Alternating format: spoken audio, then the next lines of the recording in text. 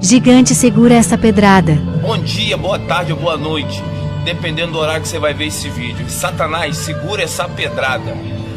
No Evangelho de Jesus, segundo escreveu nosso irmão Mateus, no capítulo 14, versículo 28, vai dizer assim, ó: E então Pedro disse: Se és o Senhor mesmo, mande que eu vá até aí, andando sobre as águas.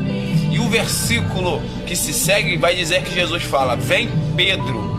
E Pedro, ele vive um maior milagre da vida dele. Qual milagre? Um milagre que ninguém viveu a não ser ele: andar sobre as águas. Preste atenção nisso, irmãos. Quando Pedro e os seus discípulos estão na beira da praia, Jesus dá uma ordem. Que ordem é essa?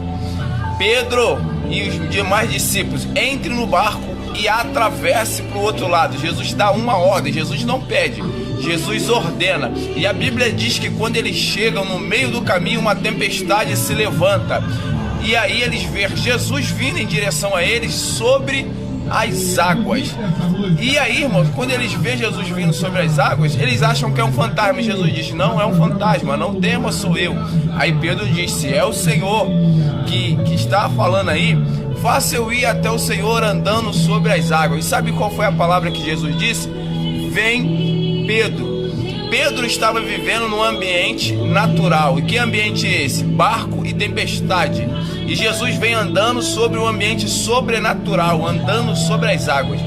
Quando Pedro enxerga Jesus e vê que é ele, imediatamente Pedro fala: Se é o Senhor, faça eu viver milagre também. E sabe qual foi a resposta de Jesus? Vem Pedro. O que eu entendo com isso, irmãos?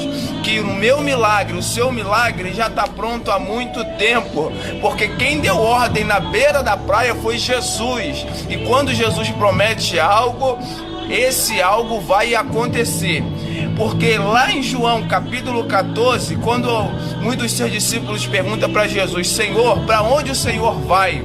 Aí Jesus diz: Meu filho, crê em Deus e crê também em mim, porque na casa do meu pai há muitas moradas. Se não fosse assim, eu vos teria dito: Vou preparar lugar, porque aonde eu estou, vocês têm que estar também. Então eu entendo que quando Jesus me dá uma ordem, já está preparado. Quando Jesus fala: Pedro, vem, Jesus estava dizendo: o ambiente já estava preparado antes que você chegasse aqui.